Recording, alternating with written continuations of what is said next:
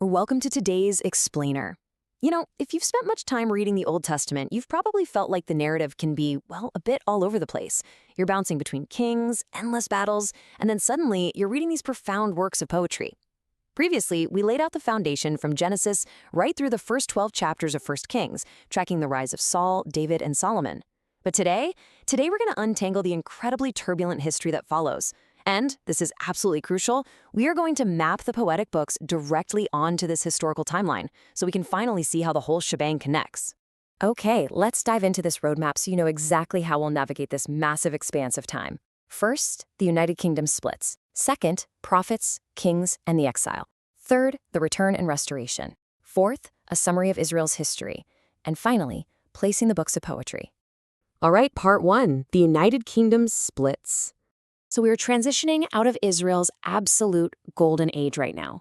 Under Saul, David, and Solomon, the nation was unified, it was incredibly strong, but that unity fractures abruptly. And this quote from 1 Kings 11 actually reveals the direct cause of the split. King Solomon loved many foreign women: Moabites, Ammonites, Edomites, Sidonians, and Hittites. You see, despite his immense, world-renowned wisdom, Solomon compromised spiritually. By marrying into foreign nations and aligning with their gods, his heart was just completely led astray from the Lord. And this spiritual failure, it's the direct catalyst for the political and physical fracture that defines the rest of the Old Testament. The unified nation violently divides into two starkly different kingdoms. Up north, the kingdom of Israel takes the vast majority, 10 tribes, and they're going to be ruled by 19 kings over the course of their history. Down south, the kingdom of Judah retains just 2 tribes, ruled by 20 kings. This geographical and political dichotomy is absolutely vital to keep in mind. Whenever you're reading the historical books from this point forward, you've constantly got to ask yourself, wait, am I reading about the north or the south? Moving on to part 2, prophets, kings, and the exile. Now, what's really interesting about this next era is how the second book of Kings documents the heartbreaking, really gradual fall of both of these divided nations. And right as that collapse is happening, a new type of biblical figure steps onto the scene. Here's the key. To truly understand the prophets, you must understand the kings. If you read the prophets in a vacuum, you literally lose the plot. These prophets were delivering highly specific, urgent warnings directly to the monarchs who were reigning at that exact moment in time. The histories in the books of the kings are the necessary context for the prophets. They're just two sides of the exact same historical coin. Sadly, those prophetic warnings were largely ignored, and it led to a really tragic cause and effect. Because the 10 northern tribes of Israel rebelled against God, they were handed over to the Assyrian Empire and just swept away. The southern kingdom of Judah, well, they held on a bit longer, but eventually, during the reign of King Zedekiah, they fell too. King Nebuchadnezzar of Babylon captured them, and Judah was forced into a bitter exile. And with this devastating loss of the Promised Land, the book of 2 Kings comes to a tragic close.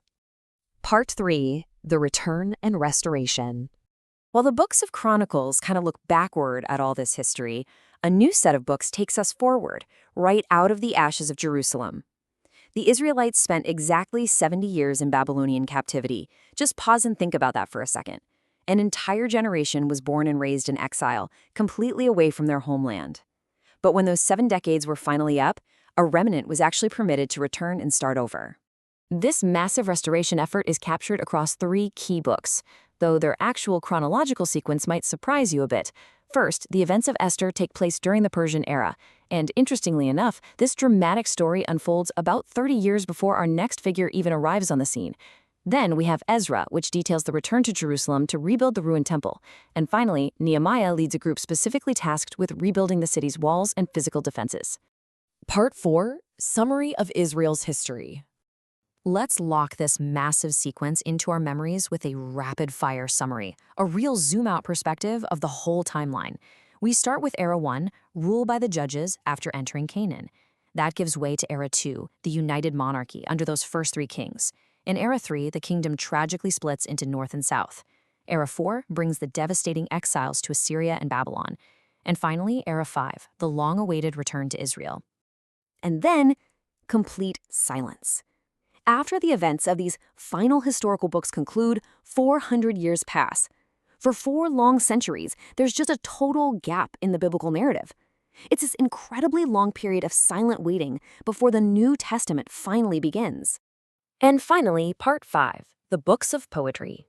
With our historical timeline firmly established, we can finally place those 5 beautiful poetic books exactly where they belong. And honestly, this setup is full of surprises. Look at Job. It's the first poetry book in the Bible, sure, but it's widely considered the oldest written book in the entire Bible, actually taking place way back during the era of Abraham in Uz. Then we have Psalms, which isn't confined to just one era at all. Written by David, Moses, Solomon, Asaph, Korah, it spans centuries from Moses all the way to the return. Proverbs gives us the wisdom of the king's era, heavily featuring Solomon, along with Agur and Lemuel's mother. And finally, Solomon's 2 other works act as incredible bookends to his life. Song of Solomon, penned during his passionate early days, and Ecclesiastes, capturing the deeply cynical reflections of his final days. I want to leave you with this thought to mull over. Now that you have this structured historical map in your mind, how does understanding this precise timeline change the way you read the poetry and prophecies of the Old Testament? Think about it. When you know the crushing pain of the exile, the songs of the Psalms hit so much deeper. When you truly understand Solomon's tragic fall, his reflections in Ecclesiastes carry a much heavier, more real warning. I hope this explainer has illuminated this history for you, making it not just a collection of ancient texts, but one cohesive, deeply human story. Keep digging into these sources, and I'll catch you on the next one.